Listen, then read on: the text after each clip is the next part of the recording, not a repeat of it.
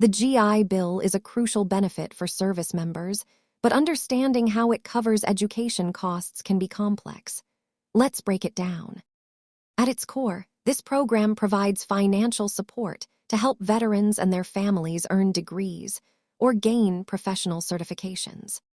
For those who qualify, the government may cover the full cost of public tuition, along with a housing allowance and money for books. Beyond just tuition, these funds can help with your monthly living expenses, which is a major advantage for students balancing work and school. While there are two main programs, most new applicants utilize the Post 9/11 version due to its broader coverage and transferability options.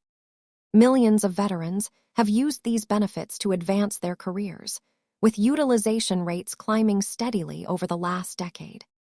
The most important takeaway is to verify your specific benefit eligibility directly with the Department of Veterans Affairs before enrolling anywhere.